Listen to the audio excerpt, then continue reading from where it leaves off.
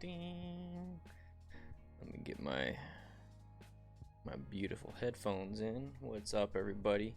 How's everybody doing?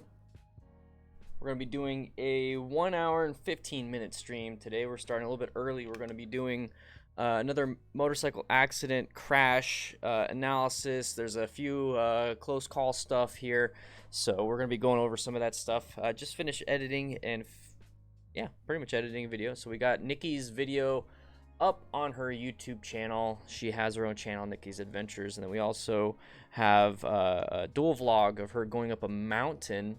I shared that in a community post, and it's all over my Discord. So if you want to see that video, please join the Discord. Discord's absolutely free. What is up, everybody? What is up?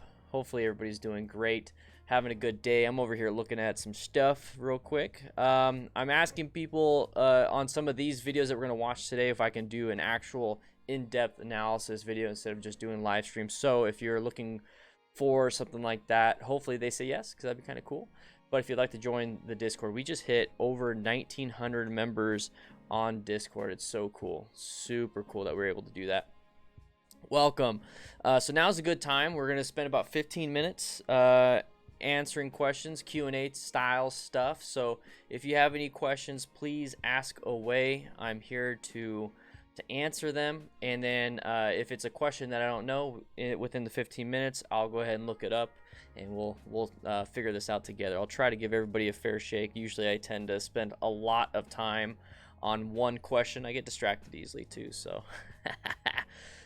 yes. So if you want to support the channel, go to patreon.com/StanTheFireman. We have 476 patrons so far, or become a YouTube member. That'd be great. So let's see. What's up, Matt? Piff Pang, how you doing? The ET367. Yo. Scott De Leon, always here. Thank you, man. Thank you. You're gonna be helping me out with some of this medical stuff. Let's see. I've been enjoying standing riding, and like just started being able to do that one-handed also. Oh God, very cool, man. Just be a little bit careful, you know, bikes are designed to be sitting down on them. So just realize you're taking a little bit of a risk, but I think you know what you're doing. Hopefully I'm gonna give you the benefit of the doubt on that one. All right, yeah, make sure you guys hit that like button before we start. Like I said, we're gonna do about 10 more minutes of Q&A. Alessa, how you doing? Irish Rider, what is up? Fast 80 can do it, so it can be, yeah, exactly. So when somebody does something, it does show you that, hey, you could do it too. That's really cool. Saber, what's up? What is up, boys? Thoughts on the Duke 125? Very good bike. So I'm gonna go ahead and switch it to this screen. So this is gonna be the accident stuff that we're gonna be watching. So KTM Duke 125. Good bike. I already know. I want to get a picture. That's what I want. I want everybody else to see pictures. So very good bike.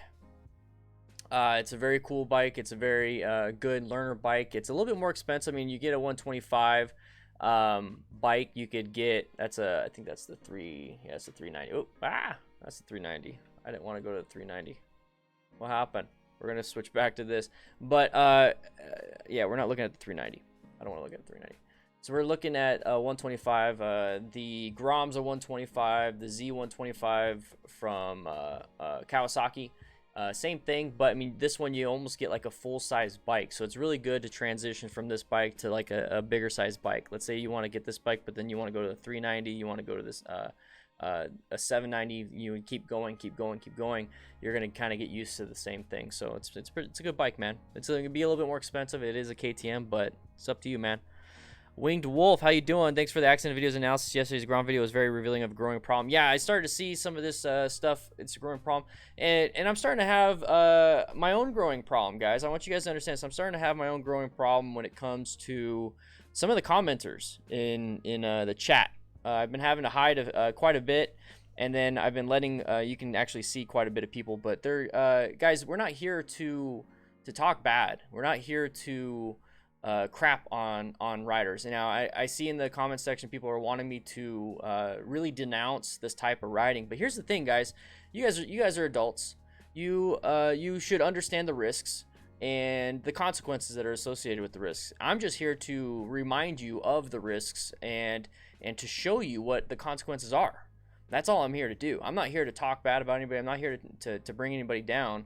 In fact, these people, the simple fact that they are crashing or they're having close calls and they're allowing me to use this video is great, because now we can use these visual examples instead of me just talking like this. Like, let's say I make a video every day of me just sitting in front of a camera like this. You guys wouldn't get what I'm trying to say. So the fact that we have visual examples is allowing me to talk to you like it's a whiteboard behind me, and we're discussing skills and problems, pros, cons, all these different things. So guys, let's not go to these YouTube channels and cause problems. I've been getting complaints from the content creators that I've been showcasing. So the simple fact that we're getting complaints about this stuff is it's going to take down what we're doing. That's a growing problem.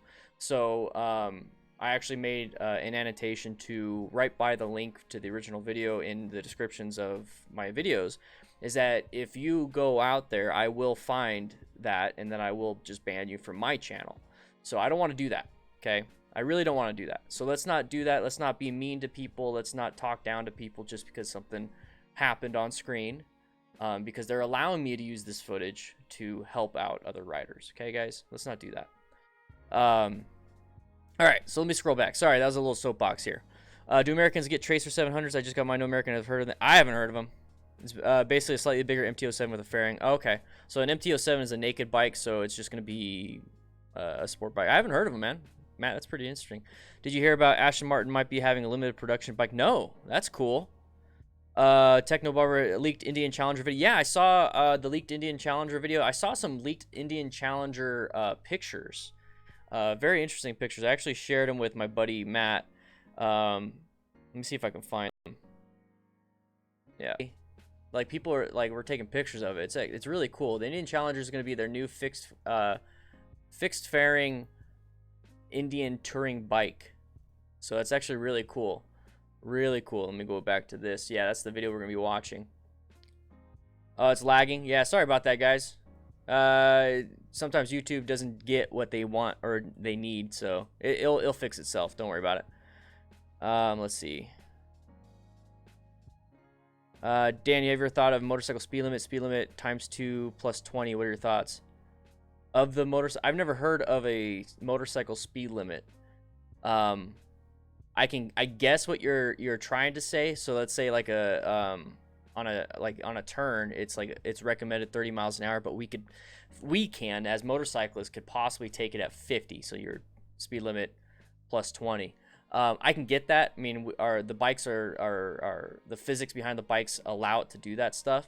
I don't recommend doing that. I really don't recommend doing that. I actually recommend following the speed limit, especially the ones that are recommended for the specific turns. Like, let's say it's a sharp left-hand turn. It says, like, 20 miles per hour underneath it or 30 miles per hour underneath it. I recommend actually trying that speed first, and then if you feel comfortable, do the normal speed limit. I'm 16 and finally convinced my mom to allow me to get a bike after a whole year. It was tough. Dude, good job, man. Good job. Now it's your job. Here's the thing, Piff Pang. It's your job to continually show her that you're being safe about it, because you're 16, dude. If you convince her to do it now, but you got 2 years to keep convincing her. It's not done. It really is not done. Let's see. Let's scroll down a little bit more. You didn't miss much, man. You didn't miss much. Matt Miller, practice all the drills you and Eddie show. Love your swerve video. One question, I'll try to shut up. Yeah, man, ask a question. When standing right and gripping the left bar as usual, but index finger on the brake, when I pull clutch in, is it enough with only 3 fingers? So, molt somebody else, not me. That's your name. Anyways, I wouldn't standing up is a parlor trick. So this whole slow speed stuff inside a parking lot, it's a parlor trick. It's like a magic trick. It's meant to just showcase what you can do with the bike. It's meant to showcase the balance points, how to balance, all that stuff. It's not functional when it comes to street riding. You don't want to be standing on the bike, clutching the clutch with 1 finger, brake with 2 fingers, and then do this kind of stuff. Like, there's no real world applications to that. It's just to let you know, hey, this is what you can do. So when you have to do it, you could use just a little bit and you're able to function. So I don't know exactly what you're trying to get with that. Really appreciate people sharing mistakes. Takes a lot of characters to do. Yeah, Yep. Hey, Enigma, how you doing, man? What do I think about the new self-balancing motorcycles? I think it's great. It's going to help out because there's going to be a lot of motorcycle riders that want to continue riding with 2 wheels but have to transition to 3 wheels because of the balance issue. So a self-balancing motorcycle is actually going to remove some of the hazards. So just think of like when a car had nothing power related, it was a stick shift, and you know it was a pretty big barrier for people to get into driving, because you have to learn all these different things. But now you can sit somebody in an automatic car with power, everything, and even voice controls, just all these advanced features, and it allows pretty much anybody to drive. That can be a good and a bad thing, but the barrier to entry to driving was pretty high. So barrier to entry to motorcycle riding, I believe, is kind of high because of the skill set that's involved. So if they can take away some of the stuff that you don't need to have skill sets for, like self-balancing, that's going to help out quite a bit for a new rider getting into the game. A lot like how riding a scooter is easier in terms of a few primary controls than a normal motorcycle, because you're removing the clutch, you're removing having to shift, so now you can focus mainly on just going and then just throttle. Everybody can get that. When you start adding in a bunch of different things, it starts to mess things up. So self-balancing motorcycle is a good step towards helping new riders get back in. I fully agree with that. I think it's a good thing that might be a standard, hopefully. Let's see. Have you ever done track days? So the ET367. No, I haven't. But I'm talking with Yamaha Champion School to do a Champ Street class, and that is on a track, but they focus mainly on street survival skills. So I haven't done like a full coach track day, because like the full coach track day it's designed to make you a better rider. It definitely is make you a better rider, but it's also designed to get yourself around the track as safe and fast as possible. I believe the Champ Street School and a few other things are focused on surviving and safety, and then fast as possible is not a part of that. So that's what I focus on. I don't care to go fast. I really don't. I care to get from point A to point B as safe as possible, and that's what I try to get you guys. So I can learn quite a bit from a track day. So like cross training is really good. So knowing how to go fast is good too. So I plan on doing as much as I possibly can and get as much as I possibly can in my brain. How do I muster the courage to take the bike on the highway? Only back roads to work so far. So Greg Vizako, hopefully I said that right. One thing you can do is find a stretch of interstate that has an exit, and then an exit like 1 or 2 miles away. So once you get on the exit, you know for a fact that you have only about 1 to 2 to 3 minutes of being on the interstate, and then you can hop off if you absolutely have to. If you get on the interstate and you start to feel anxious and nervous, remember, just stay in the right lane and move off to the shoulder. You can ride the shoulder at 55 miles an hour until the next exit, and if anybody gives you any crap, like a cop gives you any crap, just say, hey, I'm practicing, I tried to do this, I didn't feel comfortable, I moved off to the shoulder, went to a speed that I feel was comfortable, and I'm getting off. And that's it. So like if you feel uncomfortable, just move off to the shoulder. The shoulder is massive. At least on the interstates, shoulders are huge. Just pull off, maintain your speed, pull off. Don't stop, just maintain your speed, pull off. Decelerate, slow down a little bit. Do not slam the brakes, downshift to what you feel comfortable at, and then get off on that exit. And you know for the fact that exit's only like 2 minutes away. It's less than a mile away, because you found that stretch of road that is really good for you. That's how we taught Nikki how to do it. What do you think of the Yamaha Virago? I think it's a good bike, man. I think it's a great bike, Matt Miller. There's a bunch of good bikes out there. I do like Yamaha, Honda a lot. Because they make quality stuff. So I mean, you really can't get away with, or can't do wrong with that. You really can't. All right, so I think I'm gonna go ahead and power through a lot of these, and we're gonna jump into the accident scene stuff. So if you're here, please hold on. Make sure you hit that like button. Let's see. Dan, 50-year-old disabled veteran who now rides a scooter bike. Have you thought about doing some reviews on 150 to 650cc scooters? I ride a 2015 Honda PCX 150 all the time and enjoy the runs. Charles D. Wilson, I am really interested in hearing about your story. I really am. That is something I wanted to find somebody local that was an amputee or a disabled anything. That way I can figure out how they overcame that to start riding, because really, I mean, to ride a motorcycle, you need all limbs. I mean, you got your clutch on the left, clutch lever on the left side. You got your brake and throttle on the right side. You got your rear brake on the right foot. You have your shifter on the left foot. If you lose any of that, you have to make modifications and somehow overcome it. So I'd really like to hear about that. Please join the Discord, Charles. If you're not part of the Discord yet, please do so, and then message me. You can private message me on there. There is a local place here, AZKKT. There are KTM and like Kawasaki and a bunch of other places like that, or a bunch of other manufacturers like that. And I would really like to get a.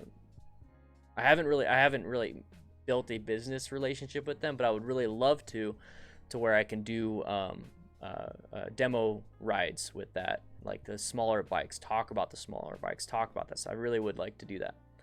I've been wearing a helmet a couple months now, and I still feel like a horse with blinders on. I just can't get used to them. Is there anything I could do to get over this stuff? So number one, Matty D fan, yes, you might have gotten just a very restrictive helmet, man. There's plenty of helmets out there that have really massive vision. The Bell Bullet is the biggest vision I've ever had, but it's for a round oval head. The helmet I have, the Shoei Hornet X2, massive amount of vision. Fits my head. So I would recommend a dual sport helmet, because those are designed to have massive amounts of vision, because as a dual sport rider, when you're going off-road, you have to be able to see everything. So take a look at one of those. All right, let's see. You had, let me scroll down. Okay, sorry guys, I'm gonna have to jump into it. I spent a little bit more than 15 minutes.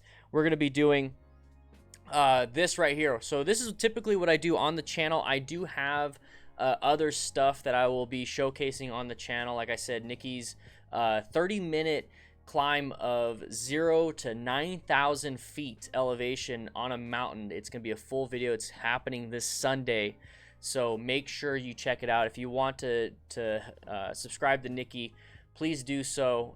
It's Nikki's Adventures. I will have a link in the first comment after this goes down, after this live stream goes down. I'll have a first link in the comment for that. So guys, I'm super excited. I'm gonna be doing some more. I'm gonna do a full CBT course. I'm gonna showcase more of the training skills I believe you need to have. All these different things I plan on doing real soon, so it's not just accident, crash, accident, close call, whatever stuff on this channel. I was testing, we're working on things are happening.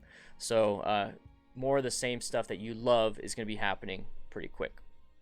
All right, so here we go.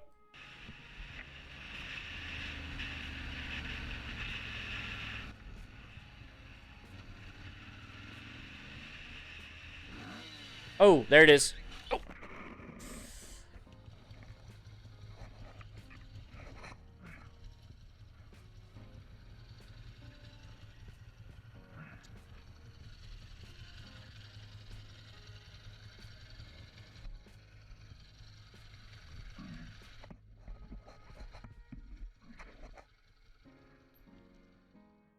All right, so guys, what happened there?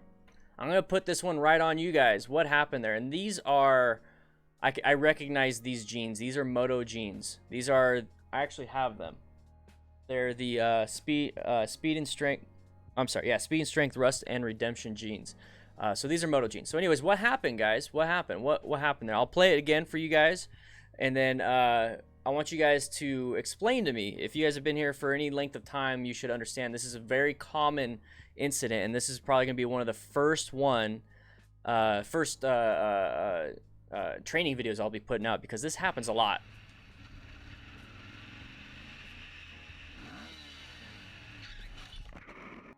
Okay, we'll play that one once again, but we'll do it in half speed for you guys.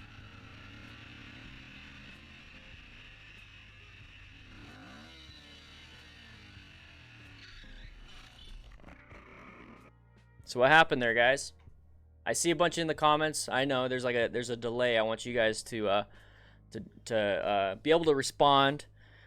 So I see already. That is some ouchies, Greg. You're using my words, man. Ouchies. Ouchies on the couchies.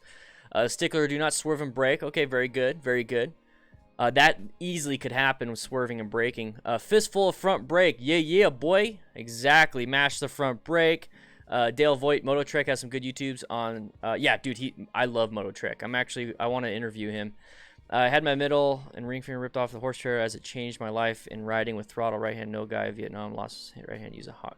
Yeah, dude. That's why I have a silicone ring, dude. That's why I have a silicone ring. I don't want to, it's called degloving. I don't want to deglove my hand or my finger. Pass on the right might have been trying to engine brake. Plus had emergency braking, lack of anticipation, poor decision to pass. Panic braking, fistful front brake. Rev bomb downshift. Oh yeah, you guys are grabbing it. He grabbed that front brake. So let's watch it up to the point where he rev bombs, and then we'll skip a little bit, and then we'll get to the point right where he grabs that front brake, because that's the moment he drops the bike.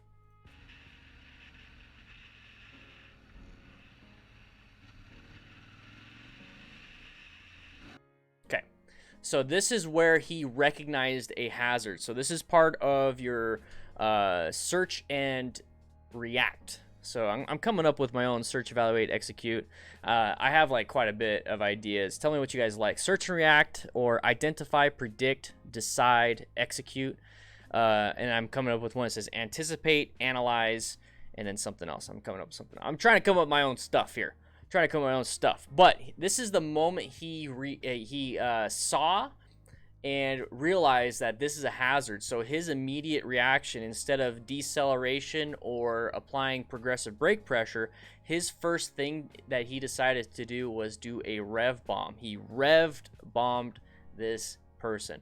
This person doesn't care. But this is the moment he sees the hazard. So when I talk about all the time hazard perception, so let me go ahead and go back a little bit. So right here, hazard perception. So right now I got a hazard here. I have a hazard here. I have a hazard here. I have no real escape path. I have bad line of sight. So we're starting to have issues here. So pick out the things that are out of the ordinary. Right now, the only things in the ordinary is the stuff in my lane and this person's lane. The stuff that's out of the ordinary in this situation is this guy, this white car, and then this silver truck. So that right there lets me know, hey, hazard, hey, hazard, hey, hazard, boom. Okay, so I'm traveling. So he did a good job. He did a head check. He even slowed down because he started to get closer to this vehicle, and he's looking and seeing what this person's going to do. So now we have a new hazard. We have this red vehicle. Boom, out there.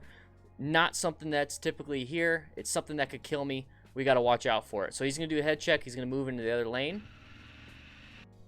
Now this vehicle is moving. So I'm going to go ahead and do it in 25% speed. Actually, let's do this. Let's go back. Okay, so now we're gonna do 25% speed. So now I'm gonna go ahead and mute it for you guys so I can talk through it. So what he's doing is that he's gonna do a head check. He did a head check. He's gonna move into the next lane. Now he's gonna see this new hazard, this red vehicle. The reason why this red vehicle decided to merge into traffic is because, remember, we had this silver car in this lane and moved over. So now we have this wide open area for this red vehicle to move in. This red vehicle did not see the motorcyclist because originally the motorcyclist was in lane position 2. Terrible line of sight, so he can't see, and the motorcyclist can't see either. So we got this right here. We're moving forward here. Now we have the vehicle wanting to move. It's starting to move towards our safe zone. This is our space cushion. All this area is what we want. Okay, we want this. Now, since we're in this area and we start seeing a hazard right here, we don't have an escape path to the left or the right. We have a curb, we have this vehicle with a trailer. So the only thing that we can do is decelerate or accelerate. So acceleration is rolling on the throttle and punching it to get out of here. The other thing you can do is decelerate. So that is applying the brakes or engine braking. So those are the only two things you can do in this situation.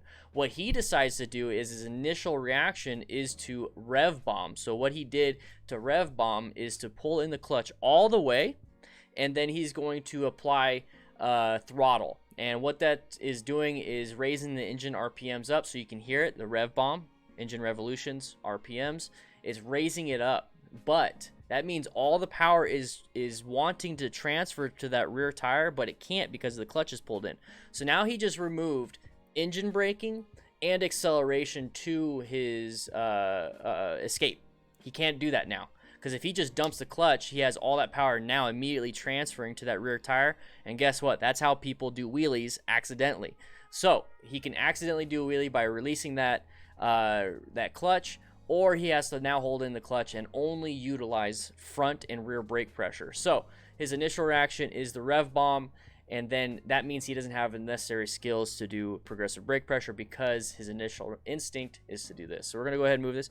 Anticipate let's see. Anticipate, analyze, act. I like that. The triple A's, the 3 A's. Anticipate, analyze, act. Love it. Love it. So with these bikes, and yes, Stickler, it's a Ducati. So since it's a Ducati, more than likely it's going to have really good front brakes. So just even a little bit of front brake is going to apply a lot of pressure. So if you smash that front brake, guess what? Immediately dump the bike. So right here, he recognized the hazard. He rev bombs it right here. That's not going to do anything. You're actually better off using your horn, and the horn's not going to do anything either, but you're better off using the horn because now you still have your clutch, you still have engine braking power, you still have all these different things. And AAA Insurance has joined the chat. That's a much better AAA. Yeah, boy. So now he's going to get to the point where he's like, okay, well, this hazard's not moving, so now I got to apply the brakes. So he's going to start to apply the brakes right about... There's the 2 fingers grabbing that brake. 2 fingers are grabbing that brake. Now, if we look at this, okay, we have to do our search, evaluate, execute as much and as quick as possible. When people say that they're in a crash or a close call or some type of crazy incident, they say time slows down. It felt like I analyzed this, I did this, I thought this, I thought this, I thought this, and it was all within a split second. That is training or lack of training. That is the natural human response. If you have a massive amount of training, your response will be that training. If you don't have training, your response will be probably this. Okay, so if you can, in this situation, have the training of knowing what your bike is capable of, swerving, braking, all that stuff, you can do a lot of things. So when we get to this situation, let's say you have proper training in swerving and braking, guess what? We have a parking lot we can swerve into. We could swerve and go into that. Now, this is an obstacle once you hit like a little bump right here, but guess what? If we have training in going over an obstacle, we can do that with a swerve. So I would swerve into this parking lot, and if it was going to come up to an object, I would lift my butt up, go over the object, and once I settle down and I'm able to stop in the parking lot, I'll start applying brake pressure. Or I'm going to apply brake pressure right here, let him in, and then try to lane filter if I possibly can. But this is a terrible situation. So we're going to move into here. This is the moment he's going to reach for that front brake. The moment he touches that front brake and squeezes it in, that's the moment the bike drops. He didn't preload the front tire. He didn't put weight on that front tire in order for it to have traction, enough traction to stop anyways. So what happened is that there's not enough weight on that front tire. So when he grabs a fistful of front brake, which is actually, for him, it was only 2 fingers, but he squeezed as hard as he could. So 2 fingers squeezing the brakes as hard as he can, it's going to, the rotors are going to get pinched by the brake pads, but since there's not enough weight for that tire to have mechanical traction, it's going to stop the tire and slide. And when it stops and slides, that's when you see the handlebars tilt and then they fall down. But since we're going at let's say 30 miles an hour, when it tilts and falls down, it's actually going to launch him forward because the bike stopped. You know, it decelerated quite a bit, but then the person up front, the rider, didn't. So he's actually flying forward. So that's what's going to happen on this one. So right here, he applies the brakes, and then boom, there it is. So he's going to start flying forward. So his fingers right here, his hand is put out. This is when you can start having shoulder injuries, wrist injuries, arm injuries, pretty much everything. That whole arm can get really screwed up. So when he's going to hit... Let's go ahead. So he's going to hit. Let's see if I can go frame by frame here. So right there, there's the hand going down. It's going to hit. But then there's the other hand. He's like, oh, gravity's falling. Body's natural reaction is to move forward. And then he's going to fall down and hit. So now he's going to have injuries to both arms, both extremities. And then his head's going to hit. So there's his leg right here. So it's face first. He's nose diving with his body. That very high mechanism of injury with that. So that's why you want to have a helmet, gloves, armor in your jacket and pants and boots and everything. So the shoulder armor will absorb some of this impact, but it can easily still be transferred to your clavicle, which is your collarbone, and that can snap. So he's going to hit and he's going to slide. So the bike kept sliding more, and he's not sliding as fast, but that's kind of what's happening. Joe Rocket jacket, good jackets, honestly. So he's gonna get moving. He's gonna get moving. That piece of the tail section fell off. That's something you could take off so you can have your passenger on there. But then when we get to this area right here, yeah, these are speed and strength rust and redemption jeans. These are the same jeans I have, and great jeans, guys, by the way, very good jeans. So he has full gear. I think that if anything, the only thing he doesn't have is motorcycle shoes, but those shoes could quite possibly be, since he has speed and strength, those could be speed and strength motorcycle shoes. So I mean, it's that clever where they almost look like normal shoes. So he's wearing full gear, and you notice how he's able to get up. Yeah, you're welcome, Dean. You are welcome. So he's gonna pick up his Ducati in this situation, but those are very powerful front brakes, so that was very easy for him to do that. Oh yeah, the jeans are amazing. I love the jeans. All right, so now we're gonna move into the next one. I'm gonna put the audio back on. But guys, what did you guys think about that? That was just me kind of going off. How did you guys think? How did you guys like that? How did you guys like that? I might actually turn that into a video. That was a really good video. Oh, 1 second. Sorry. Let me go ahead and reply to something. Let me go ahead and reply to something. There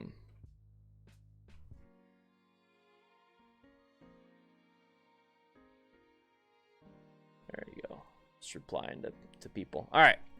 ABS would help in that situation to where it wouldn't lock it up. Very good. Thank you, Crusader General. ABS would help prevent the locking up of that front tire, but you still want to use progressive brake pressure. ABS does not just give you it doesn't just let you just grab it. I mean, you still need to have the skill. It's just going to be a safety net. It's like a trapeze artist with a safety net versus no safety net. You know, do you want to, if you make a mistake with no safety net, you're dead. If you make a mistake with a safety net, you have a safety net, but that means you can continue on practicing, continue on doing that stuff.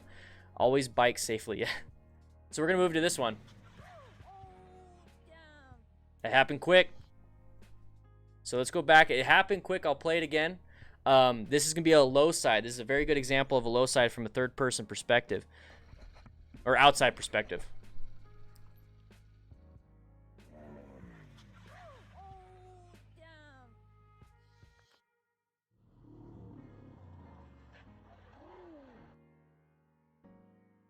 So that's a low side, and I think that's the end of it. It's not going to show the aftermath.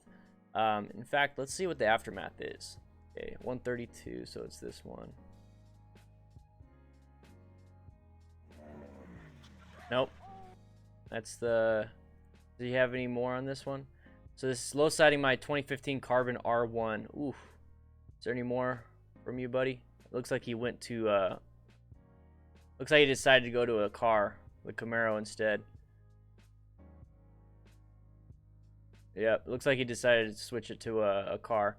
Yeah, so this one right here, there's no aftermath, so I can't show you the damage to him or the bike. But this is a good example of a low side, guys. So going in too hard into the turn. And to answer your question real quick, I saw a question here. One sec. Let's see. Somebody said, somebody said something about would the front tire lock up if you use, oh, there you go. Would the front wheel have locked up if you use both brakes? Justin asks. Front tire can still lock up if you use both brakes. They're separated unless you have a linked front and rear brake. But I mean, if you grab a fistful of front brake and then a massive amount of rear brake, now you're just gonna slide or you're gonna skid with both tires. That's pretty much what it is. All right, here we go. So this guy is going to take this turn. Everybody's stopped here to watch people take these turns very sharply, so you have a sense of ego, a sense of peer pressure to do really well, to look cool, to have that shot, all these different things. So we don't know exactly what happened. It could have been gravel, could have been anything, because right now his rear tire is already sliding out from underneath him. So what happened is that you could be going too fast. So how can you low side in a crash when there's no gravel, no rain, perfect conditions, everything? How can you still low side in a turn? By taking it too fast. Somebody mentioned or somebody wanted me to expand on the traction pie chart that I have in my head, is that you have three things. Okay, you have acceleration, deceleration, and turning. Those are three things that require traction, which requires your tires to be on the ground. So if you're in the middle of a turn, you're using turning as part of your traction. So you have 100%. Let's say you have 100% traction on your tires, and what's happening there is like literally the tire is just sitting there. You're standing the bike up, not moving, not turning, not doing nothing. You have 100% tire traction. You start accelerating, so now you're taking away from that 100% and adding, let's say, 60% acceleration, 40% leftover tire traction. Okay, so you have 60% accumulated just for, or set aside for acceleration. Okay, so now we have to turn. So let's say we maintain that same 60%, the same speed, same everything. So we have 60% tire traction for acceleration. Now we have to turn, so we're going to add in 30% tire traction for a turn. Let's say it's a pretty easy turn. So it's 30% tire traction for the turn. So now we're at 90% out of the 100%. We have 10% left over. Let's say we maintain 60% and 30% turning. So 60% acceleration, 30% turning. Now we have to turn even harder because we went a little bit too fast into the turn. But we're going too fast in the turn. We have 60%, 30% for turning. So now we have to add 20% more turning to this. So if we have to add 20% more turning, that puts us at 110%. That's over the limit of our tires. And once we go over the limit of our tires, we wash out. We low side, high side, all these crazy things. So what you have to do on a turn like that, let's say you go too fast into a turn and you're only applying that 30% and you're still going wide. So you're at 90% total because 60% speed or acceleration. So what can we do? What you can do is roll off the throttle. So now put yourself down to 40% acceleration, 30% turning, leaves you at 70%, which leaves 30% left over. So you can maintain that and possibly make it through the turn. But if you still can't make it through the turn, you're at 70%. Now you can add more lean angle, more turning. So now let's say 50% turning. So we got 40% acceleration, 50% turning. We're still within 90%. That is what that is all about. You have to function inside your acceleration, deceleration, turning with your tire traction. The reason why I like to say pie chart, because a tire is circle. It's easy reference. I'm working on that. So with this guy, what I'm assuming happened here is that he went into this turn, let's say 70% acceleration out of the total 100% of his tire traction. He now initiated very sharp, very sharp turning. Let's say it put him at another 70%, 140% traction out of 100% tire. You can't do it. You can't. Something's going to give and the tire is going to lose traction. So the tire tends to lose traction in the rear wheel when you are doing acceleration. So when you accelerate way too hard into a turn and you're turning, pushing the bike down, guess what's going to lose traction first? The thing that's taking 60% of total traction, which is the acceleration, which is that rear tire. So that rear tire is going to wash out way before that front tire will. Now, what happens in a high side, this is what happens in a low side, but what happens in a high side is that you will wash out, but then let's say you release that throttle, like you freak out and you do this and you roll off the throttle, guess what's going to happen? You just removed 60% of your acceleration traction. So now you have full, use 60%, 70% acceleration, 70% turning. You removed the 70% acceleration. So now you have 70% turning with 30% left over. That means you have traction again. That rear tire is going to grab and it's going to launch you over the top. That's what happens. Hopefully that made sense. I really hope that made sense, guys. Did that make sense to you guys? El Drake became a patron. Thank you so much, El Drake. I'm going to go ahead and update this. That was a long-winded thing. Hopefully that made sense to you guys. Hopefully. I try my best. I'm going to probably put that into an actual video because that was really good. At least I think that was really good. Thank you so much, guys, for all the support. I see that you became a Discord member, man. Thank you so much. Message me. There's a way to message me. What's your name in the Discord? I'll start the message if you want me to. I'll start the message so that it'll be easy for you to work with that. So John DeRosa, you totally disagree. Okay, what do you disagree on? I'll catch your comment while we continue on with this one. All right.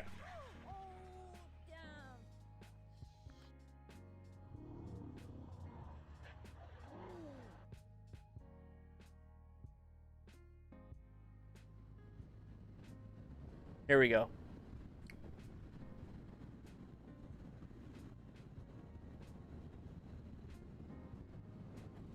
Oh, this happens.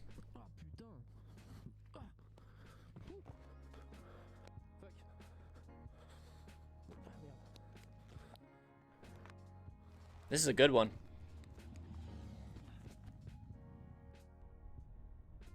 This is actually a really good one. I'm sorry. I know I get distracted, but while I'm doing this, what do you think happened? So this is this one. Good.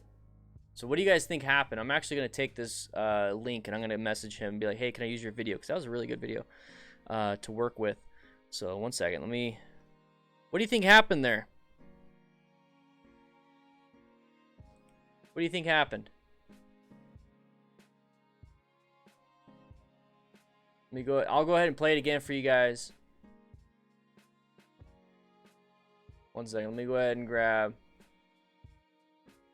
Which one was it? It was. Oh, it was this one. Okay. Play it one more time for you guys. What do you think happened?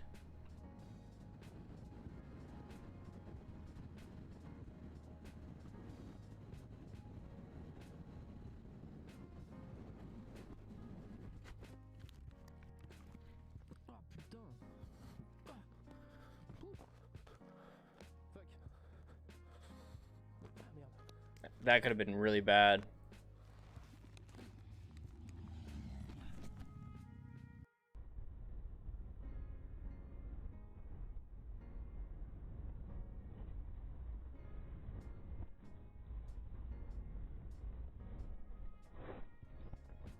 That could have been really bad. Let's see where the bike landed.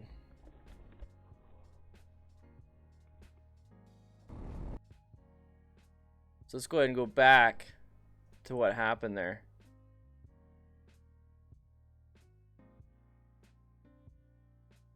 Here we go. Okay. So this happens quite a bit. This is something where you guys are mentioning quite a bit. You guys are doing really well. So we got not enough counter steering, corner fear, target fixation, poor counter steering, inexperience, ego, all these things. Yeah, very good, very good. Here's the thing, is that this is quite typical of a new rider. This is something that I even did as a new rider and felt very uncomfortable taking these turns. And I remember specifically it was because I was trying to follow my buddy. Hey, Crusader General, for the $5 donation. Thank you so much for the super chat. Check your video out. I'll go ahead and put this over here, and I'll take a look at it. We'll see. So, anyways, what's happening here is a little bit too fast for the turn. Trying to keep up with buddies, not enough counter steering, not enough body position, and just going too fast into the turn.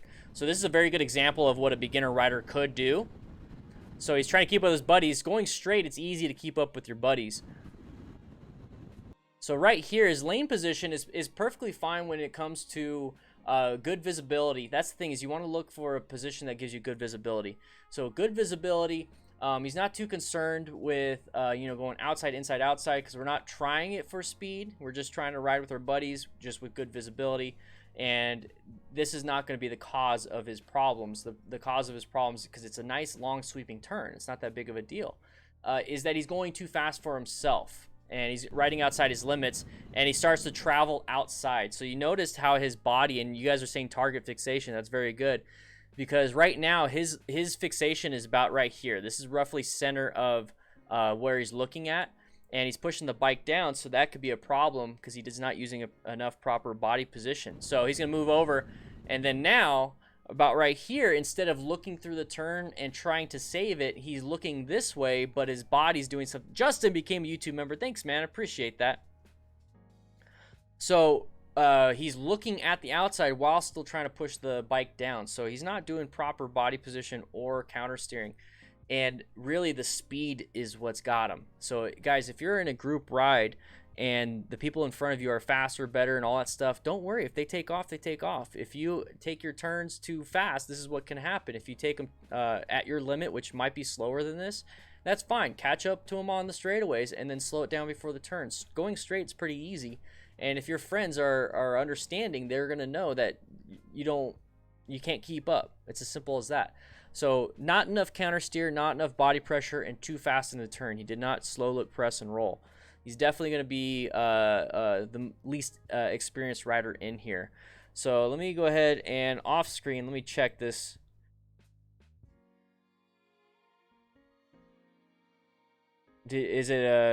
Was yours a Valkyrie crash? Let me double check in 1 second.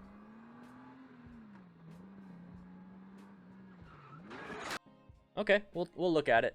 We'll look at it. I gotta make sure because I don't want to put something on screen that's gonna get people in trouble. All right. So this was sent in from Crusader General, right? This is you. Yep, Crusader General. So we're gonna go over his Honda crash. It's only 10 seconds long. He went 0 to 40 after the light. So here we go. It's green light, 0 to 40. Going 0 to the speed limit is not a problem. I do it all the time. I love going 0 to the speed limit as fast as I can. But here's the thing: is when we have oh, I'm sorry. I already watched it. You guys haven't watched it. Let's watch it again. Sorry about that.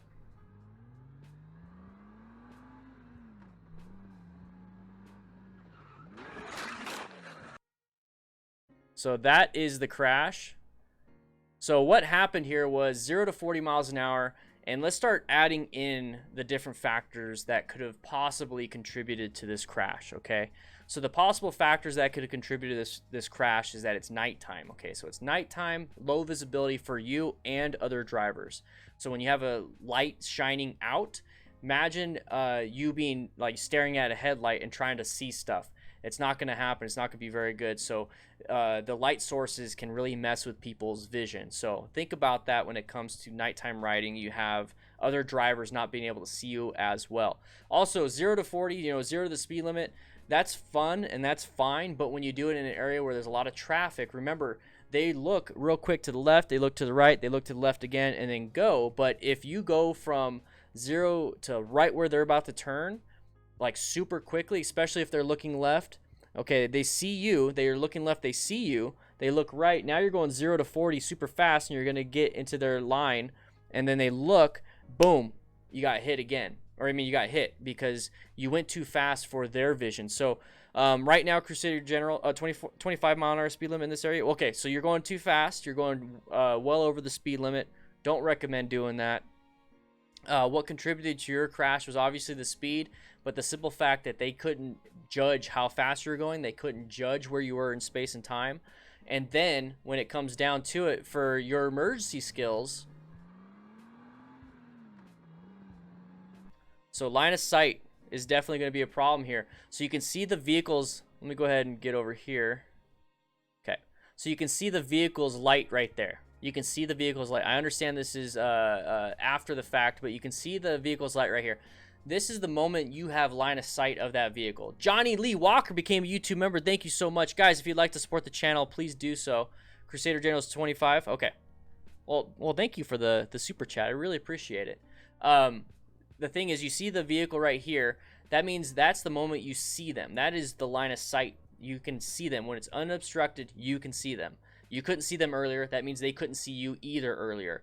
So if they can't see you and they made a decision, that means they didn't see you there at all. They thought it was perfectly safe. But the simple fact that you went from 0 to 40, you went too fast and you closed that gap, and they're already in your intersection. So that's what happened. That's what contributed to the crash. That's what put yourself in that situation. Now, when it comes to the brake pressure, so this is where you need to understand progressive brake pressure. So 0, 1, 2, 3, 4, 5. Okay, 0, 1, 2, 3, 4, 5. That is what you want to do. And you can do it quick. 0, 1, 2, 3, 4, 5. 0, 3, 4, 5. You can do it quick, but you can't do it 0, 5. Okay, so what happened here is he went from 0 to 5 as quick as he can, or 0 to 100% as quick as he can. You could do it gradually and quickly. You just can't do it like this. So at this speed, it's going to be really difficult to do that. So now, the moment you hear the tires squealing is the moment you did an action, okay? You act. And this is part of the problem is that you acted in a very panicked way, and there's really nothing you could do because this car is going to be in your path. Except for the car decided to apply the brakes because they saw you last second. So we just put ourselves in a bad situation based off of speed. Okay, so let's not do anything when it comes to the speed issues, okay? Oh, guys, if you'd like to subscribe to Nikki's Adventures, please do so. Oh, look, you've been a member for 1 year. You got a gray beard now. Wow. Babe, you've been a member for a year. You got a gray beard. That is insane. I haven't seen one yet. That's new. That's new. You're like one of the OGs. But that's what happened in this incident. Hopefully you're doing fine, man. Hopefully you're doing fine. But we're going to go over this one, or we're just going to watch this one more time. I want you guys to understand this is going to be too high rate of speed, not enough slow look, press, and roll, and not enough riding your own ride.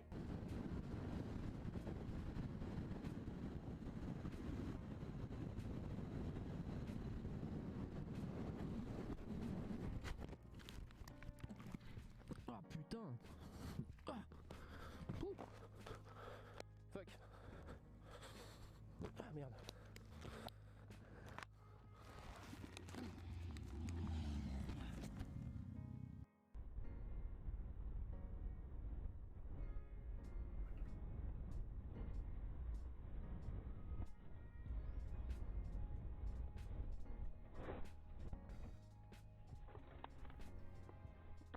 Oh, thank you so much, man. Thank you for you. Here's the thing, dude. You sent me the video, and then you're super chatting and all that stuff. So I mean, like, that's just massive support. You gave me content to talk about and react to. Hopefully you're doing better, man. Hopefully you're doing better.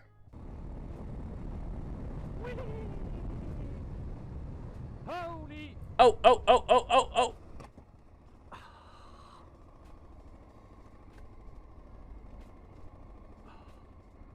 That was a very close call. One sec. I want to take that video. That's a good video. What was that? What's his name? Doesn't have his name on it. Is it Rocco? Nope. That's the next one. So it's not Rocco. It's Wee Wee. Nope. It's got to be Rocco. Oh, is it Manifesto 2 Wheels? This is the hard part when they don't do their Yep, it was this one. Okay. That's the problem when they don't do timestamps very well. Sorry, we're going to watch that one again. I'm going to be doing a full analysis of the videos that I'm getting links to. So here we go. Holy. That was good.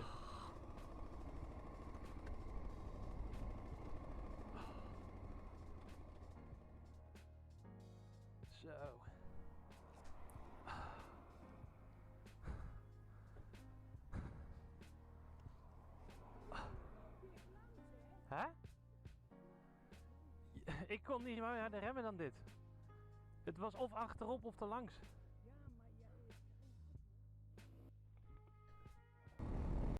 Alright, so I can't tell the speed on this, but he's probably traveling at a higher rate of speed. I'll watch the full video some other time. Hopefully it shows everything. But you can see how his wrist is twisted down. So that's like 80% throttle right there. That's 80% throttle pressure. So he definitely is pushing the bike itself to close to the limit. And you can see the RPMs, can't even think right now. The needle is past half, so he's definitely putting some pressure on that.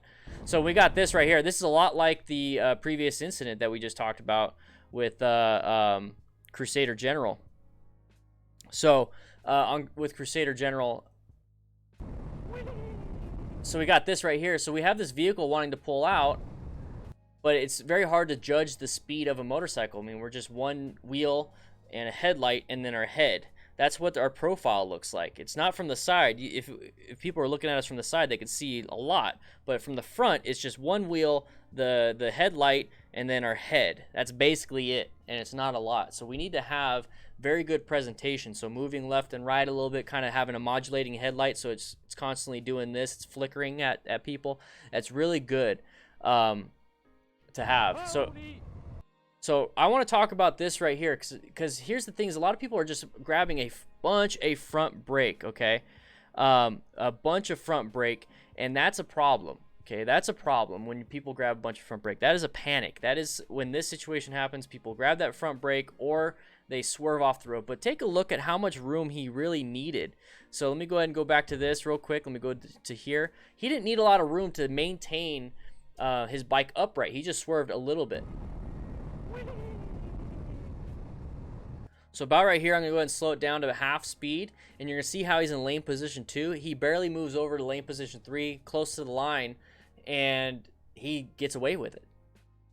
He barely taps his hand, but it could have been so much worse. So this is your escape path, guys. You have an escape path to the right, escape path to the left, whichever one you want to lane filter. Holy! So there it is. So guys, when you see like an escape path, you don't think of it as I need to have another lane. I need to have a massive shoulder. You don't need a massive shoulder. You do not need a massive lane. You just need a little bit. Just a little bit. That same profile of one tire, headlight, and our head, guys, that's a strength also, because that's all we need to utilize to lane filter and get out of people's way.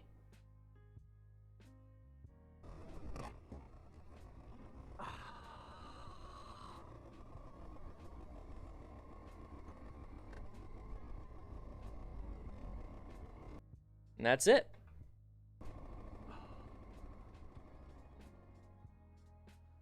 Zo.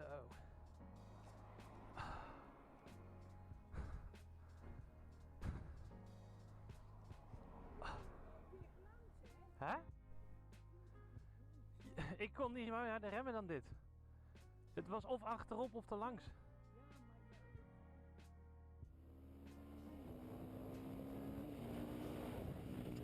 Oh. Oh le con, putain! Enculé de ta mère! Fais chier! Fils de pute! Merde!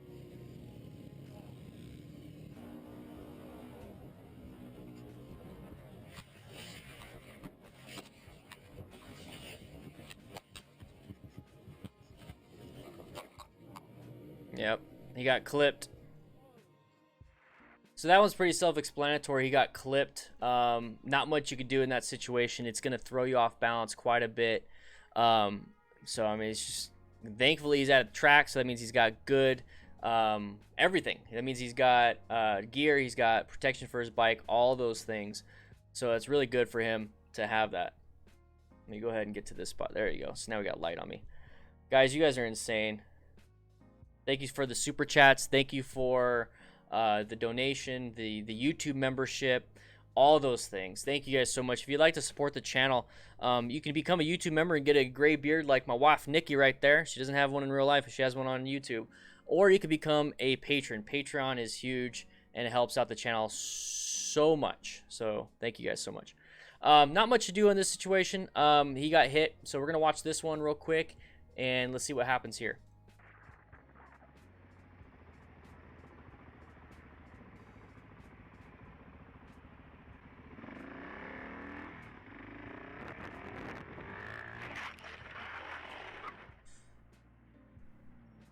Oh, there it is.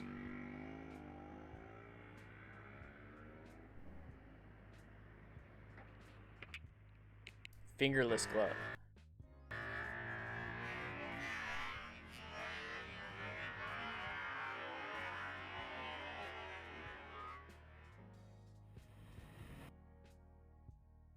Wow. That sucks. Somebody say sandals? One second. Somebody say sandals?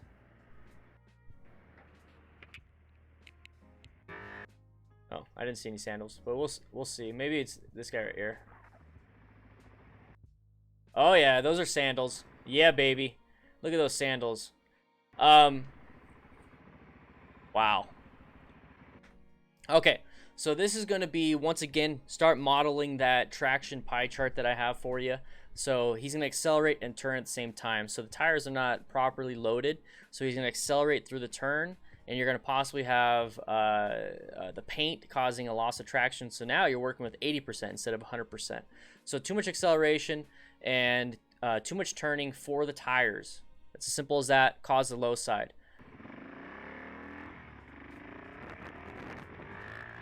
You hear the throttle, you hear throttle increase, and then all of a sudden he dumps it. Just like with the visual cue of people grabbing too much front brake, and then you see the bike immediately fall. Same thing with this. You're gonna hear that throttle, and what's happening is that the RPMs are coming up. You're moving throttle, but why am I falling down with that? Well, when you do that, you're adding power to that rear wheel. The rear wheel is going to spin faster. When it spins faster and doesn't have enough traction, it's going to slide. And Mark Gillum just became a YouTube member, boy. Thank you so much. Your name is right there now. So guys, if you guys donate, you get your names here. The top donator is Delta Shade for the month. The most recent YouTube member is Mark Gillum, and the most recent super chat is Crusader General. Yeah, boys. So right here, you could have an issue because it's spinning faster and faster and faster. It's going to slide out from underneath you. So that's the problem we're having here. And then Rat Kitty right here, I just read it real quick. Very good. That is another factor when it comes to traction in the tires. Remember, we're talking 100% traction. Now, the 100% traction means you have the properly inflated tires. It means you have proper tread depth on your tires. It means that the tires are warmed up.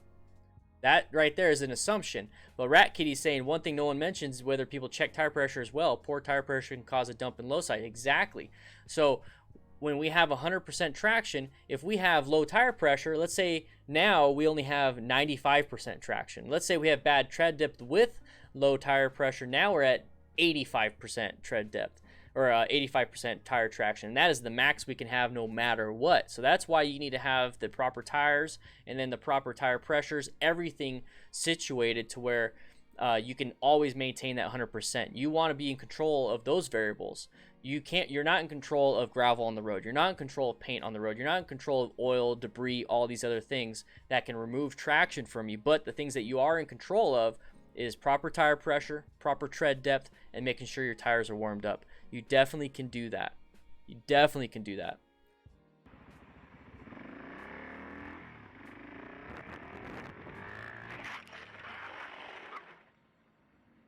And I want to talk about that right there. Let's go.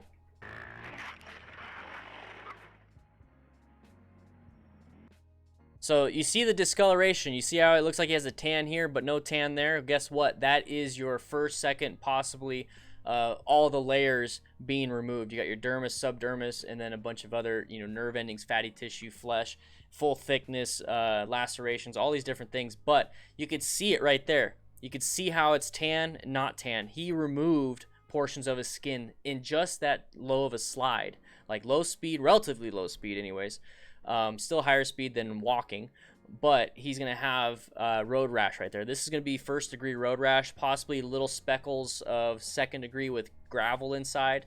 Very dangerous, or not very dangerous, very painful. This little amount's not going to be that dangerous, but it's very painful. So just look how quick that was. So I'm going to count it. Let's count together how long he slid that caused an injury that's going to take possibly a full month or more, possibly 2 months to heal.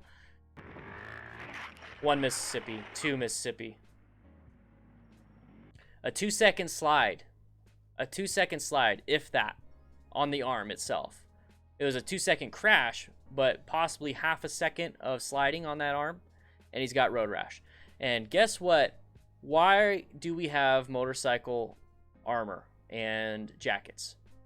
The abrasion resistant material on all jackets are on the outside. If you have really crazy motorcycle gear, you're gonna have abrasion resistance on the inside too. On mesh gear, you have the mesh on the inside, so when you're riding you have airflow, but on the outside you'll notice that it's not mesh, and that right there is the abrasion resistant material.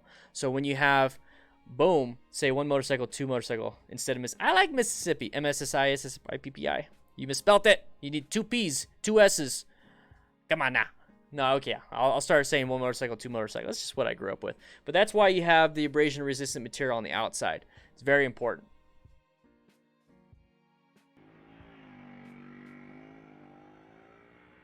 So Rayvon Wilson. All right, let's go and jump into some questions, guys. We're gonna talk about some questions. We'll finish this video next Tuesday. This is actually a very good video. We're only halfway through, but we spent quite a bit of time on some really good stuff. So I would like to answer some of your guys' questions. If you have any questions, please ask away, and I will be here to answer them. So if you would like to become a patron, click that link right there in the chat. It's very good support for the channel, being a patron. If not, if you don't have, it's only $2. If you don't have the income, if you don't have the money, or you don't want to spend it, it's perfectly fine. If you want the content for free, perfectly fine. Please share something. You know, share a video. Share your favorite video of mine. That'd be great. So right here, we have a question from Rayvon Wilson. Any advice to me? I will be taking my 3-day MSF Basic Riders course to get my endorsement. So this means that you quite possibly have never ridden before. So I understand you're probably nervous. You've never ridden before. You're going to be in a class with other people. It's a little embarrassing. I understand that. Nikki's a perfect example of that. She was really scared, really nervous. I went with her. I've already been riding. I had my endorsement, and I've already had this YouTube channel, all this other stuff. And I went with her to alleviate some of that tension and walk her through some of these things. But here's the thing, is that this is designed, the MSF BRC, to get your endorsement, is designed for people like you. So you're going to be in it, hopefully, with some good instructors. Okay, so here's the thing. I don't care about the instructor in terms of what they can deliver, because they have to follow the guide. They have to follow the book. You'll see them on the range cards. You'll see it with the slides and everything. What I care about instructors is if they are nice. Okay, it's pretty general terms, nice. Well, what I mean by that is that they have to create an environment that is suitable to learning. As a new rider, or as somebody with some anxieties or anything like that, somebody too stringent and too strict and getting down on you, only negative reinforcement is going to cause a new rider not to want to ride. So hopefully you have somebody that's going to give you a lot of positive reinforcement. So let's assume that that's happening. Here at Riders on MTC, we offer positive reinforcement, like, consistently. We don't mess around with the negative stuff. But exactly what Andrew says, be humble when you're in class. So go in there with a beginner's mind. Absorb everything you possibly can. Watch my videos. That's going to give you a good demonstration of what to look out for with the search, evaluate, execute. If you watch any of my videos of me doing parking lot practice, that's going to be the same stuff that you're going to be doing in class for the most part. So you kind of get an idea of what you're going to be doing, but remember to go into it with a learner's mind and go into it not afraid to make a mistake. That is the biggest thing, is that there's a lot of people in class that are trying their best not to make a mistake. But here's the thing, is that you're going to make mistakes. Don't get upset with yourself, because if you get upset with yourself, it's going to change your behavior, change your mindset. You're not going to want to learn. So go in there with the best intentions. You make a mistake, not a big deal. Keep doing, keep doing, keep doing, okay? You're going to do fine. You're absolutely going to do fine. The testing, all that stuff is easy. You're going to do fine, especially if you pay attention, okay? Simple as that. And when I say simple as that, I feel like I spent way too long on that question. Hey, Crusader General became a YouTube member. Thank you so much, man, for all the support. You're the latest super chat and the YouTube member. Thank you so much. It's so awesome. All right, so let me go ahead and scroll down. Let me see. So, guys, if you could do @Dan the Fireman in the chat, it allows me to see it a lot easier. So when I say that, let me show you guys what I mean. So let me go ahead and go up here, swap this out. So this is what I see. This is the chat that I see, okay, guys? So when you say @Dan the Fireman, it pops up in orange. So when it pops up in orange, it allows me to see it a lot better. You see how all the text? It's hard to see a question. So if you do @Dan the Fireman, it'll help out quite a bit. So I'll sit on here for another 15 minutes, guys. I'll go ahead and answer your questions for about 15 more minutes. And if you guys have any questions, let me know. Any advice for a couple years riders who start to relax more and take more risks? So Slow Rider asks that. So what that means is that when you start to relax, okay, there's terms for this. When you start to relax and then take risks, it's being complacent. Being complacent means that you feel like, since nothing has happened and you feel like your skills have protected you, that things won't happen. So then you start to relax a little bit. It's kind of like those people when they first start driving versus now when they drive, they have like their foot up, they have one hand on the steering wheel, which is not a problem in and of itself, but then they have one hand on the steering wheel, but then they're checking their phone with the other hand, or they're chit-chatting, looking in the back seat, not paying attention up front because nothing's ever happened. So that's when you start to have those problems. So being complacent is not good because you're not keeping up on your training. So let's say you take your BRC class and you did it, you got your endorsement, and then 5 years from now, you've never done any sort of training and you're just relying on that initial set of training.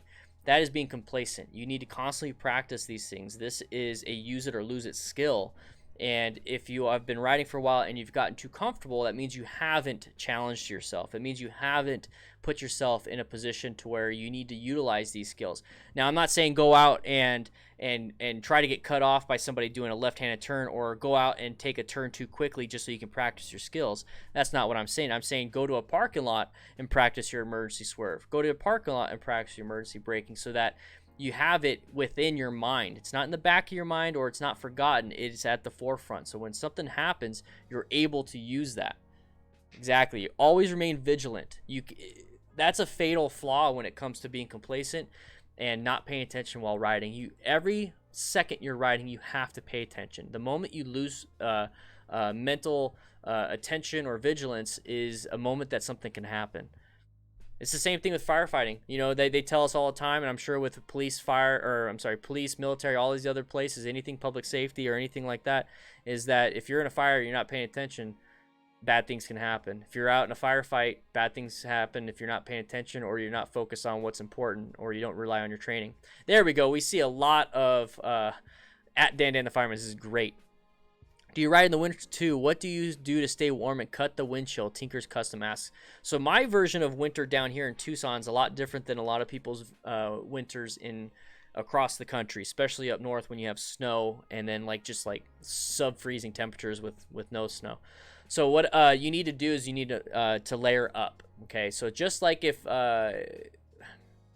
the best thing I could tell you guys is to look into backpackers or campers or anybody that goes on hikes that go into colder elevations, and they always tell you to layer up, because once you get lower at the elevation, it gets warmer, so then you can start taking layers off. You don't want to sweat, you don't want to do any of that stuff, so because you can go into hypothermia. So when you ride, you do want to have something that's going to break the wind. So typically what you can do is have a cold weather jacket, because those are designed to break the wind, and they're also designed to have different types of layers in there. But for me personally, since I don't have anything with snow or anything like that, I use my mesh jacket, my summer jacket, year round. But what I do is in the winter time, I wear a hoodie underneath that. I wear Under Armour cold gear underneath that, and then I maintain my ride that way. It doesn't block all the wind, but it blocks a lot of the wind. Another thing you could do is possibly add a windshield to your bike. If you have a cruiser bike or a dual sport bike, you can have a windshield that puts the wind above you.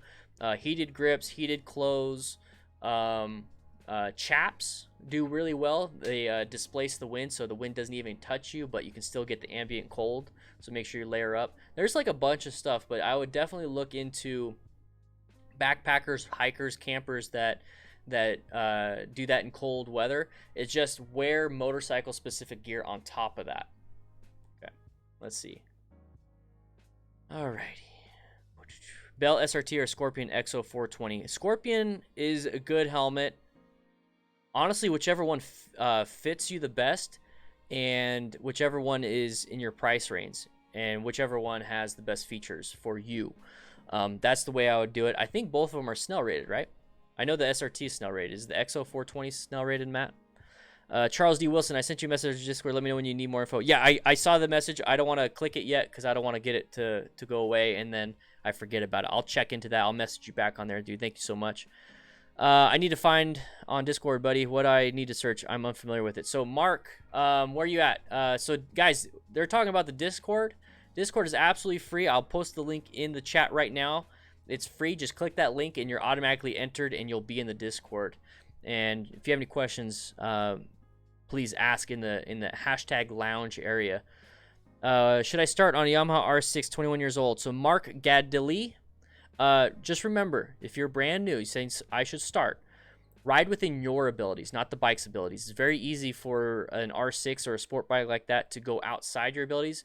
You know, like 50% throttle twist is a lot more power than, let's say, an R3 50% throttle twist. So understand that. I highly recommend taking a BRC 1 class, the very beginner MSF BRC class, the beginner's rider course, and they're going to teach you everything you need to know. And you'll probably be on a 250, and there might be some Ninja 300s in there, depending where you're at. And if that's something you like, a Ninja 300, dude, I would go with the Ninja 300. But yeah, if you want to do the R6, go ahead. Just ride within your abilities. Do not push the bike. Number one Matty D fan, is it stupid to ride without body armor if I'm wearing just leathers? I just ride a Harley. I'm not planning on racing it. So it's not necessarily stupid. It's just you're accepting more risk than you really should.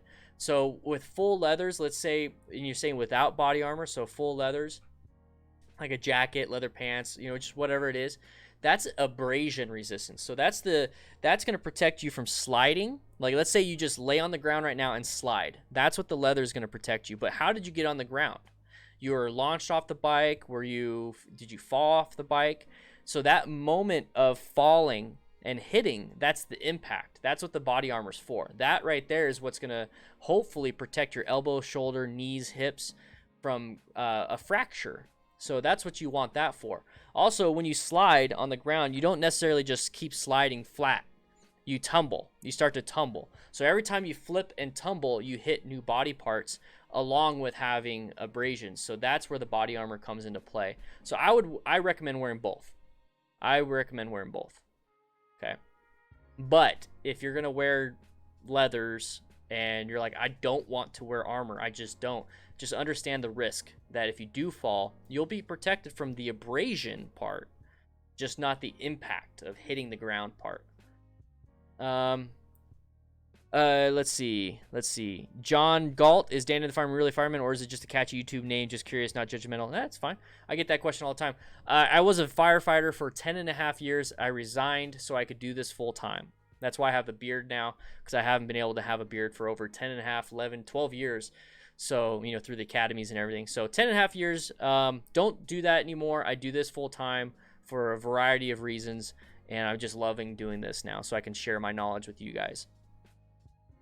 Latest videos with Nikki starts with a brief safety discussion for mountain riding, but it made me realize that I wanted more info and training on how to ride motorcycles on changing elevation, specifically downhill acceleration, deceleration. Oh, okay. Andrew, I do have a video. I had a video series called Ride Along with Dan the Fireman. Oh, 1 second. Let me go ahead and get to the video first before I show you guys my whole channel. Down a mountain. So this one is specific to riding down a mountain. There you go. So how to survive downhill curves. So I'm going to go ahead and post it in the chat for you. But if it doesn't answer your question, Andrew, hopefully you're part of the Discord so I can message you there, because Discord it's designed for chat, so it allows me to chat easy on Discord. So that right there is for you. That's the downhill portion. It's on Mount Lemon too. But yeah, I really like the pre-ride safety meeting. Yeah, no problem, Slow Rider. So right now I'm reading the ones that say at Dan the Fireman, because it's just too much. Let me scroll up a little bit.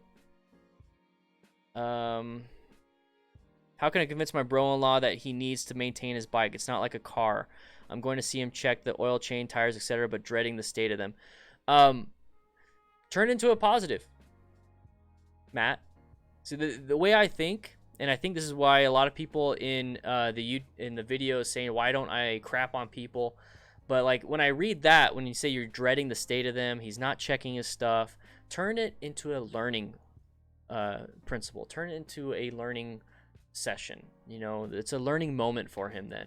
So when you get there and you find the state of them, if they're in a bad state, bring him along and be like, hey man, this is what can happen. Your brakes are thin. They're down to the wear bars, the brake pads. It's not going to grab. So if there's ever an emergency situation where you had to apply brake pressure, you're not going to stop in time, man. This is why brakes are so important. And you talk to him that way. Talk to him with concern. Talk to him, be like, and if he's like, nah, man, it's all good. And you're gonna be like, no, I'm being serious. I care for you.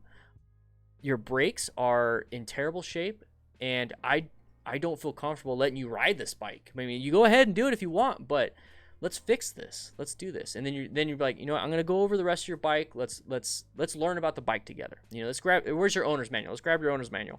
And boom, and you start working this way.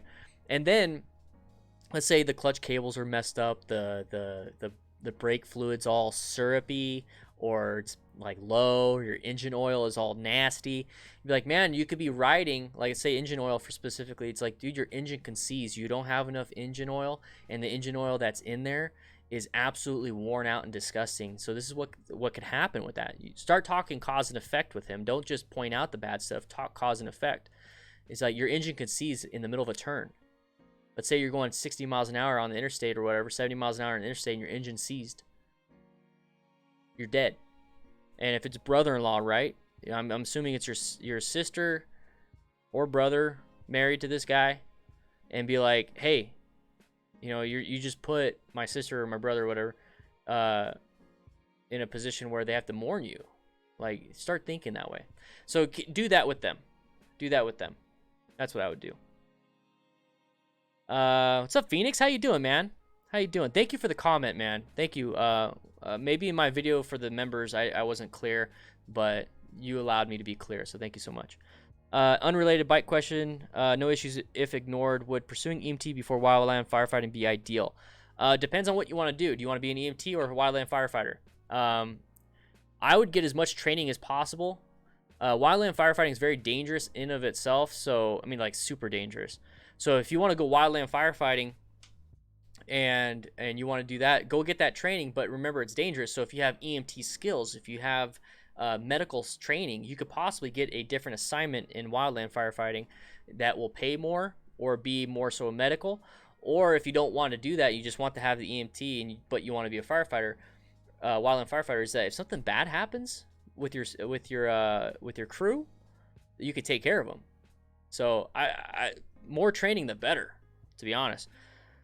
What would you suggest for new riders trying to get comfortable on the road? I ride around the neighborhood but live quite close to busy streets. Dip your toes. You have to dip your toes. You have to challenge yourself. You really do. Before you jump into a major street, remember, with busy traffic, the reason why a lot of people get concerned with that is that it's not an open road anymore.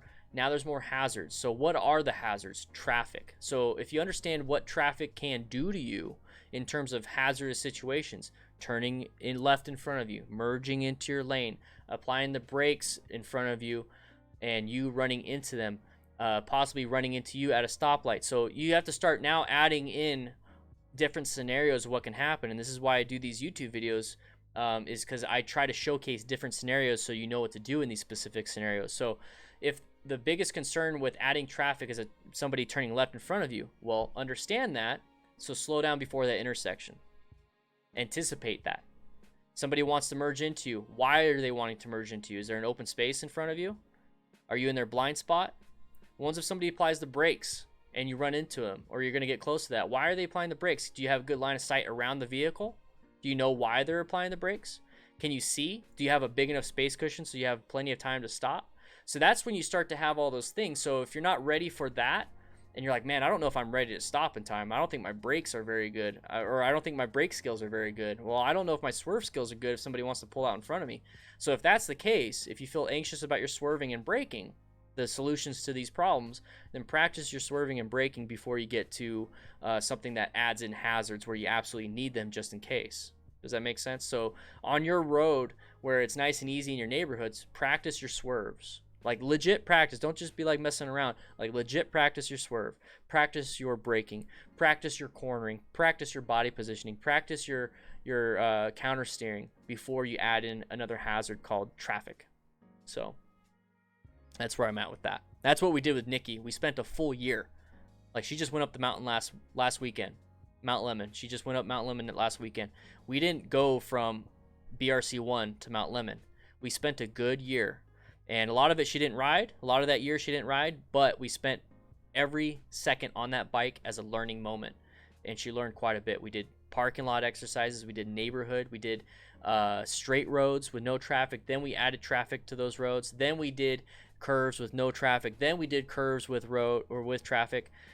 Sometimes people can't do that, but take gradual baby steps before you jump into something. Be sure you can mitigate risks before you add the risks.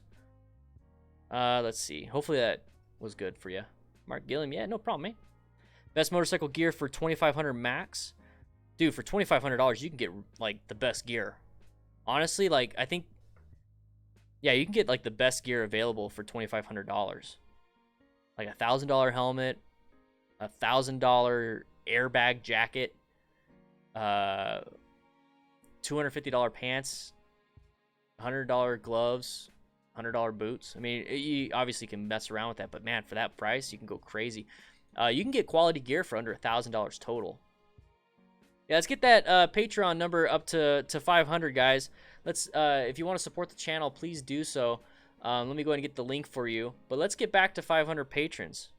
Let's see if we can get back to 500 patrons, everybody. It'd be great. Let's see. Sometimes when I'm going down steep hill, it's a little nerve-wracking. Yeah, you're welcome, man. Check that video out. What do you think about motorcycle airbags, for example, the Helite brand? Motorcycle airbags are going to be the new norm. Once they become more consumer-friendly, airbags are going to be the new norm. I bet you within 5 years, guys, within 5 years, like the top-of-the-line jackets, like right now, like let's say they're like $400 or $500. Like let's just say $400 or $500. Those ones are going to get replaced by airbag jackets. So you're going to find airbag jackets within 5 years in the $400 to $500 range that do more than just the Helite. Like the Helite does the chest, back, and then the neck, but you're going to find some that are going to do arms. You're going to find motorcycle airbag pants.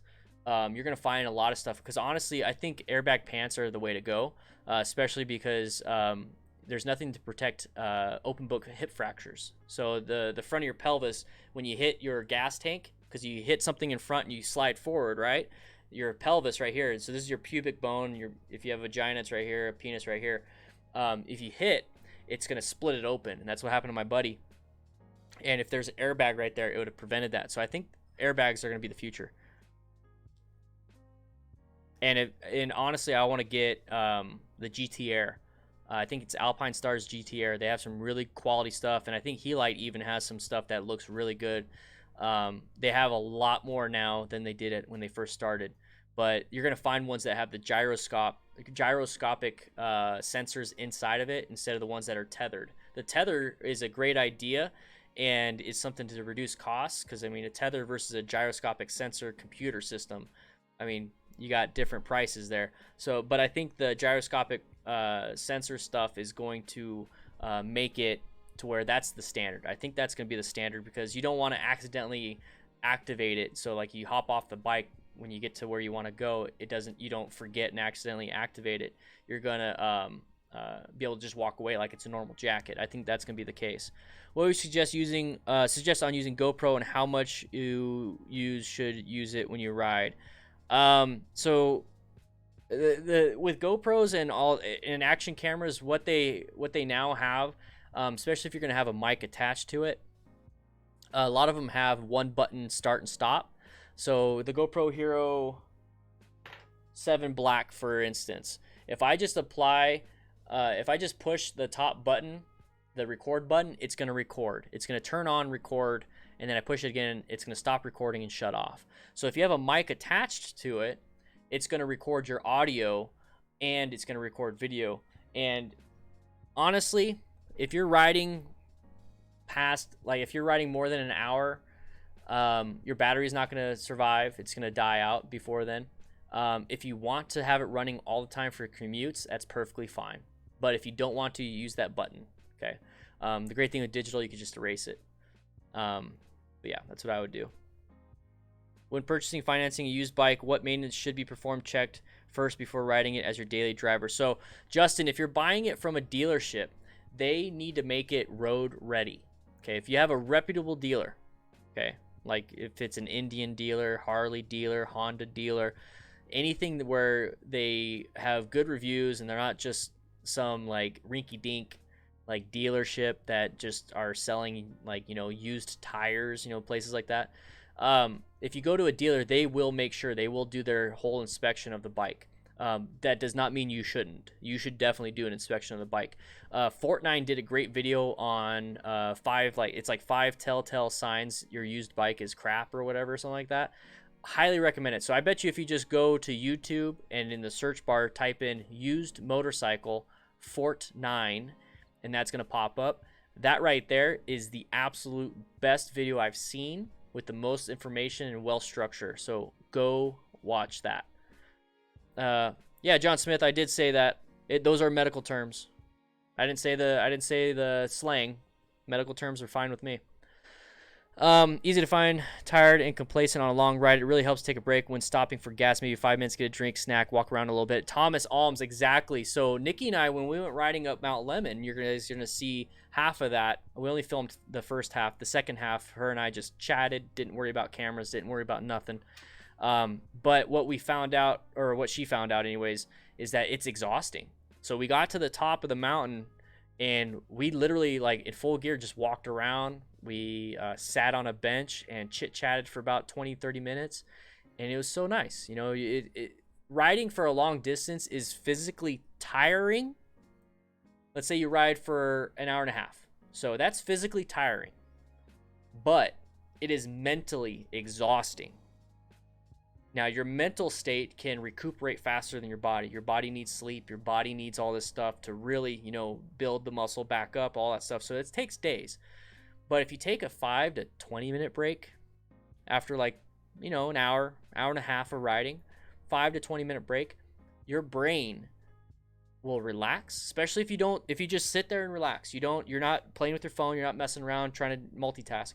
Your brain will get back to where it's just kind of tired. A little bit tired. I mean, you did an hour and a half of riding, so it's just gonna get a little bit tired. Your body's gonna be a little bit tired, but it's not gonna be exhausted. So you're actually gonna ride better. You're gonna be more vigilant, more focused after taking a break. So guys, if you ever feel like, you know, I could do one more mile, I could do 20 more minutes, you know, I'm tired, but I could do it. You're already past your limit. It's like being dehydrated. I'm thirsty. You're already dehydrated. You're not dehydrated. You're dehydrated. When you have that thirst, you're dehydrated. So make sure that you pull off on the side, relax. That's great, man. Thanks, Thomas.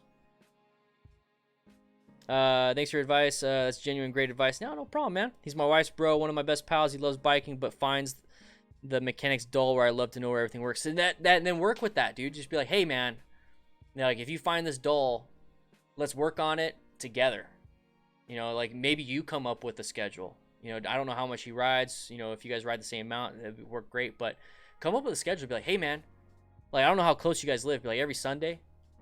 Be like, did you ride, man? Be like, yeah, I rode. Okay, let's do a weekly check, or do a monthly check.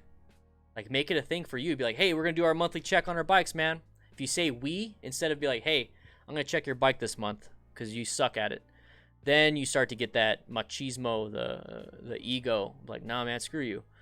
So if you make it, this is why I talk like this. This is the verbal judo. This is why I talk to people this way. Is that, hey, man, we're gonna do a weekly check. I'm gonna bring my bike over, and we're gonna work on it together. We're gonna work on these bikes together. You'll get it done quick. You know, he might be bullshitting around because he might not know what to do. You'll get your stuff done quick, and then you move on to his bike, and you guys just have a good beer with each other. You know what I mean? Like, make it a good thing. Make it a positive thing.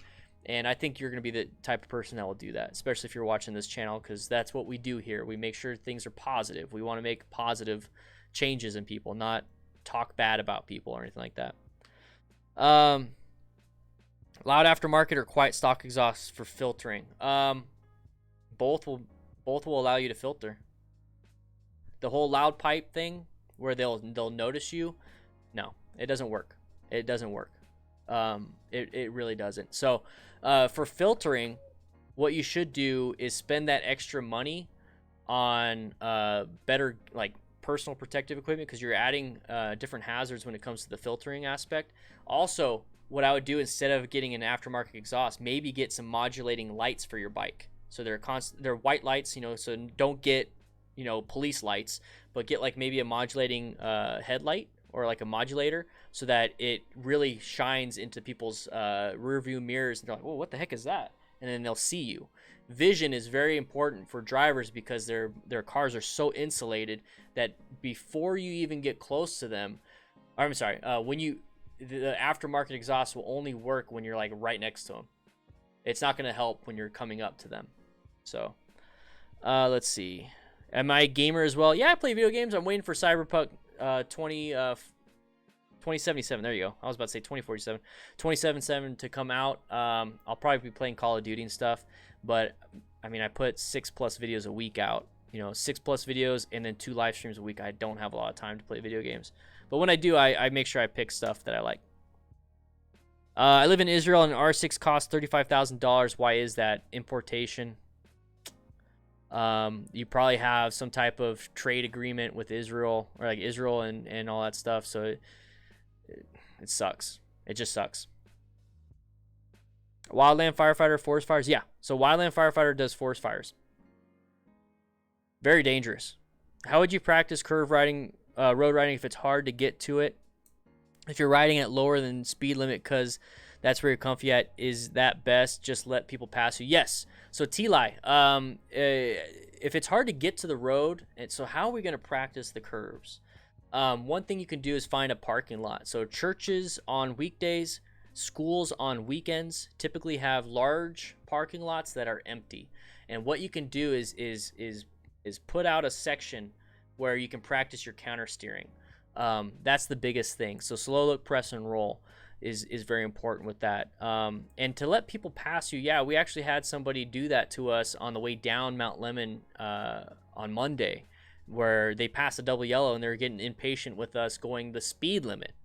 And they passed us going possibly double the speed limit, but they got super close to my back end. I was in the back, Nikki was in front. They got super close to my back end. I saw it. It was one of those things that were out of the ordinary. I saw somebody flash in my rear view mirror. And I looked at it, I did a head check, and he was like doing this. He's like, get over, pull over. I'm like, no. And I told Nikki, maintain your speed. We're doing what we want to do. If he wants to pass us and he wants to put himself at risk, let him put himself at risk. We're going to do our speed. We're going to ride within our limits. So he started to pass, and as soon as he started to pass, and he was illegally passing, he was being an asshole about it, I told Nikki, I was like, hey, roll off the throttle, let him get over. Because here's the thing is, if somebody's passing in a dangerous area, yeah, that's great for them. They put themselves in that danger. But what happens if they go head on into somebody? Like somebody's coming this way and they hit somebody head on. Now, where is that car, that crumpled piece of machinery and all that stuff, debris, where is that going to go? It's going to go into us. So I told her, hey, slow down, let him pass, and let's prepare just in case this guy decides to hit another vehicle. And we have now that space cushion and that awareness of this could happen. So that's what I would do. And that's that little extra that I do, is that let him pass, roll off the throttle, let him get way ahead. That way, if he does crash, we have a space cushion. Yeah, let them do their crap, man. Screw them. Did I serve in the USMC? No. No, I didn't. No, I didn't. Firefighter for 10.5 years. That's what I did. I went into the EMT Academy when I was 18. Fire Academy when I was 19. And resigned as a firefighter 2018, May 2018. Cool. All right, guys, I just wanted, we spent a little extra time on this. I just want to say thank you guys for being here. Make sure you join the Discord, guys. The Discord is absolutely free. If you join the Discord, it's going to show up here. So let me put hi stream. So this is live. This is live right now. Absolutely live. How do I learn where my limits are on the bike without dropping it? I used to race cars, and the only way to learn where the limits were was to spin out or get it sideways. So that is going to be the external limit. That's going to be the consequence. So sliding out is the consequence. So that means you went past your limits. The best thing you could do before you go outside your limit is you're going to feel that nervousness. You're going to feel a little bit of a panic. You're going to feel that gut reaction of, ooh, something's not right. That right there is when you are approaching your limit. So if it starts to feel like, ooh, something is not right, you approached your limit, and slow it down, relax a little bit before you crash. Hey, Lato just joined. Snoo, how you doing, boy? Boom, boom, boom. Pointed ears is on. I thought it said point deers.